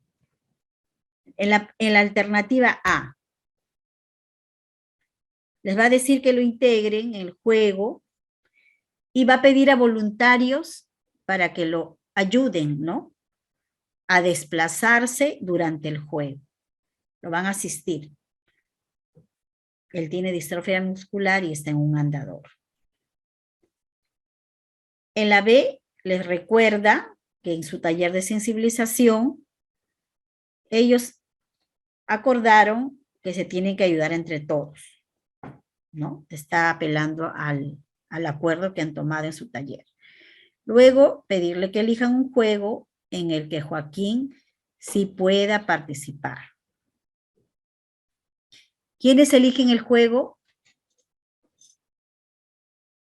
Los compañeros. ¿A quién se les recuerda el taller de sensibilización? A los compañeros. ¿Quiénes van a elegir ese juego supuesto donde participe Joaquín?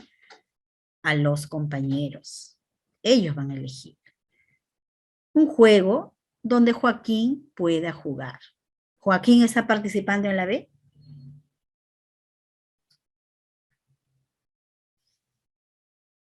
La C. Reunir a Joaquín y a sus compañeros y proponerles que cada uno invente un superhéroe, considerando su gusto, su cualidad, su preferencia, ¿no? Luego invitarlos a jugar representando a esos personajes. ¿Qué va a pasar ahí? Joaquín va a tener la oportunidad de opinar, de hablar, de elegir el personaje que él quiere, y cada uno va a elegir su personaje. Y Joaquín también va a decidir el personaje que él quiere, va a elegir, va a disfrutar del personaje, y él va a representar su personaje. Cada uno va a tener un personaje propio que ha elegido. Y Joaquín va a participar de esa toma de decisiones.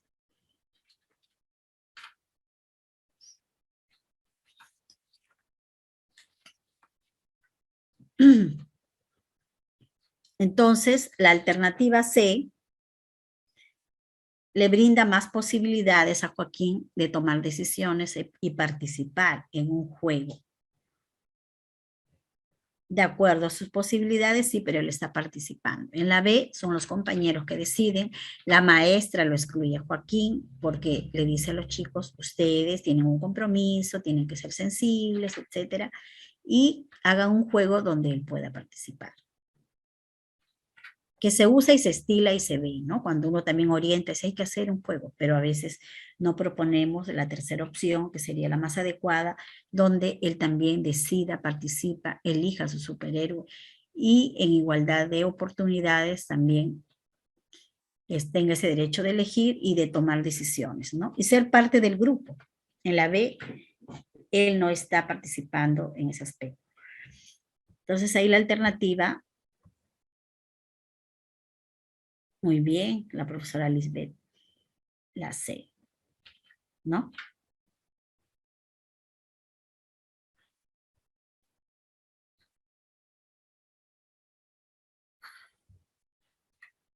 Aquí está. Eso pensé que estábamos viendo hace 2 PPT. Lo voy a leer y ya no nos va a alcanzar de repente. A ver, vamos a tratar de explicarlo. Esto tiene que ver con el entrenamiento auditivo, ¿ya? Que tiene sus etapas. Una etapa es la de detección, discriminación, etcétera, reconocimiento. Y bueno, son 4 fases, ¿no? Que lo vamos a ver. Entonces acá nos dice, Ernesto es un niño de 4 años que presenta deficiencia auditiva moderada, ¿no? Los chicos que tienen, usan audífonos o llevan implante coclear, hay que enseñarle pues a ese oído a escuchar, ¿no? Y pasan por una serie de tratamientos, de un programa de entrenamiento auditivo para que vuelva su cerebro a aprender, mejor dicho, ese cerebro aprenda a escuchar, a discriminar, ¿no? A escuchar, ¿no? Su procesamiento sea completo. Entonces, a interpretar toda esa información sonora que le llega. Entonces, el entrenamiento auditivo va a permitir eso, ¿no? Y tiene sus fases, desde las más básicas a más complejas, donde el estudiante, el niño es capaz de ya de narrar, ¿no? De hacer conversaciones, diálogos completos, conceptualizar. Entonces, acá nos dice, Ernesto es un niño de 4 años que presenta deficiencia auditiva moderada. La docente se propone realizar con él actividades correspondientes a la etapa de discriminación del entrenamiento auditivo. ¿Cuál de las siguientes actividades corresponde a esta etapa? Solamente vamos a explicar cada alternativa, porque esto sí es bastante complejo, pero vamos a comprender cada alternativa. En la A vamos a tratar de imaginar, ¿no? El escenario de la alternativa A, B y C, ¿ya? En la A dice, la docente le entrega a Ernesto 2 tarjetas. Una de un xilófono y otra de una pandereta. Le entrega 2 tarjetas. Diferentes, ¿no? Una con el ruido de una tarjeta de un xilófono y otra tarjeta de una pandereta. Se coloca al costado del niño y toca el xilófono. Seguidamente, toma la mano de Ernesto y lo ayuda a señalar la tarjeta del xilófono. ¿Ya? ¿Qué hizo la maestra? Se coloca al lado del niño, toca el xilófono y seguidamente toma la mano de Ernesto y lo ayuda a señalar la tarjeta del xilófono. ¿Qué está haciendo? Le presenta el estímulo sonoro, él está viendo y le ayuda con su mano a señalar la tarjeta del xilófono.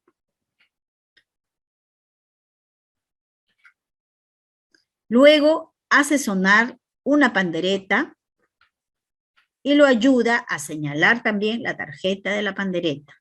Esa es la escena A. ¿Ya? La B. La docente le muestra a Ernesto 2 cubos.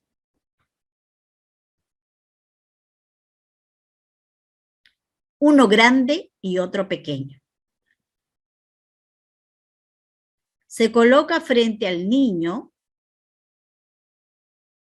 y toca el instrumento que ella tenía, un xilófono, fuertemente. El xilófono hace un sonido fuerte. Seguidamente toma la mano de Ernesto y lo ayuda a señalar el cubo grande, porque ha sonado el xilófono fuerte, le ayuda a señalar el cubo grande.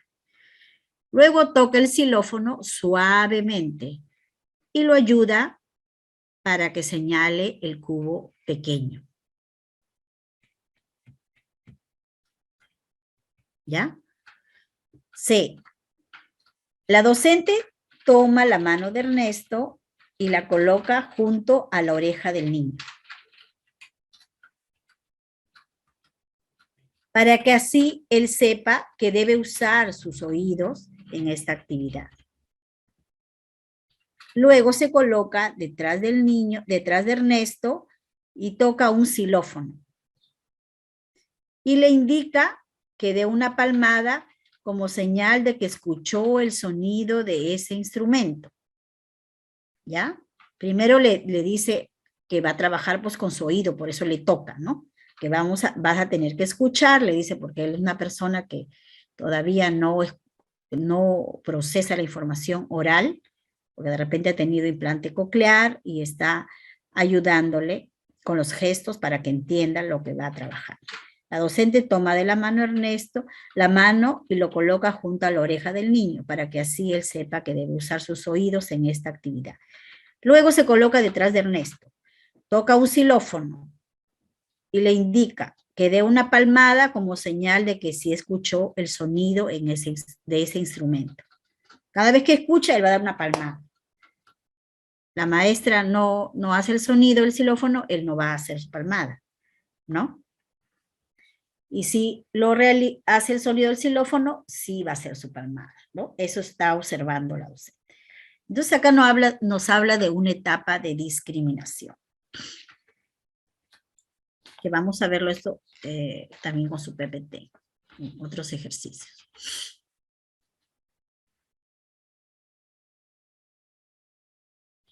A ver, el entrenamiento auditivo tiene sus fases. ¿Ya? Una de las fases es la discriminación. Solamente les voy a explicar esta fase. La etapa de la discriminación es cuando el niño es capaz de identificar las características que presenta el sonido. Alguien ha respondido.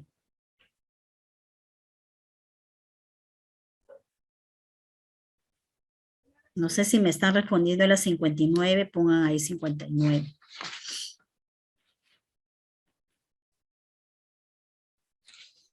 ¿Ya? La etapa de la discriminación tiene que ver con reconocer las características del sonido. ¿Qué características tiene un sonido? Yo sé que no me pueden hablar y quisiera que me hablen. Un sonido puede ser corto, un sonido puede ser largo en su duración, en su intensidad, en su volumen puede ser débil, puede ser fuerte, ¿no? Son características del sonido. Y también si trabajo con un niño mucho más grande, que ya está avanzando en su entrenamiento, puedo ponerle sonidos que se parecen, ¿no? Y él puede ser capaz de discriminar cuál es uno y cuál es otro. Pero está discriminando, ¿no? Está en esta etapa de discriminación, de cómo es ese sonido. Entonces, aquí, de las estrategias que usa la maestra, en donde le está ayudando, de acuerdo a las estrategias de juego que ha aplicado con sus materiales, ¿no? Objetos, usando los instrumentos musicales, las tarjetas y todo lo que se ha visto acá en esta casuística. En la A, en la B o la C, yo puedo decir que el niño está reconociendo alguna característica del sonido. ¿Ya? Porque de eso se trata la etapa de discriminación. La capacidad que tiene el niño de identificar características del sonido. ¿Relacionadas a la duración? Sí. ¿Relacionadas al timbre, si es grave, si es agudo? Sí. ¿Relacionadas a la intensidad, al volumen? Sí. Entonces, ¿cuál sería la respuesta si en la etapa de discriminación del entrenamiento auditivo yo debo de lograr eso, que el estudiante sea capaz de reconocer las características del sonido? Características del sonido. ¿Dónde estoy ayudándolo?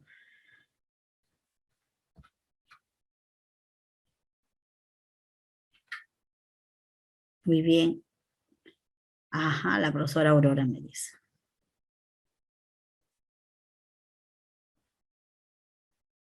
Ahí la alternativa, la respuesta es la B.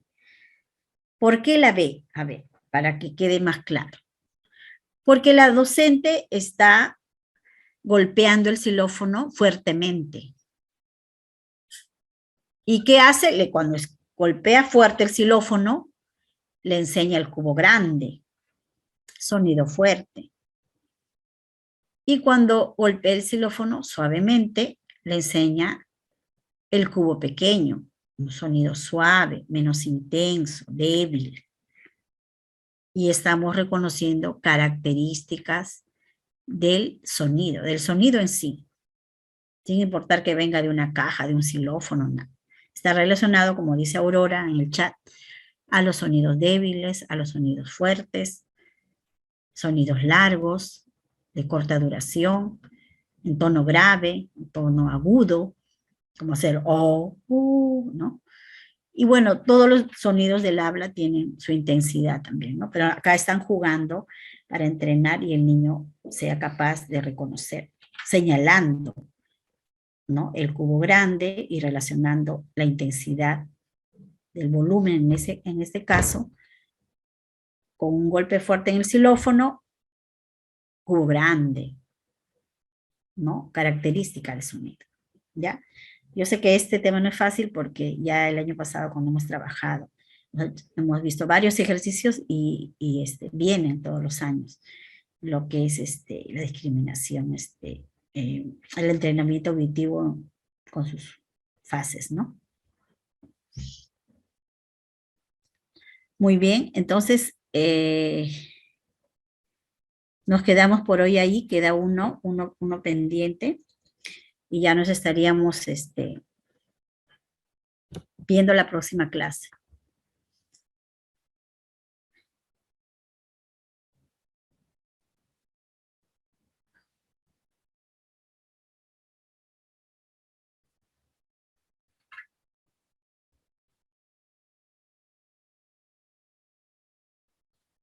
Gracias a ustedes y disculpen la demora inicial y ahora pues que nos vemos la otra sesión. Buenas noches.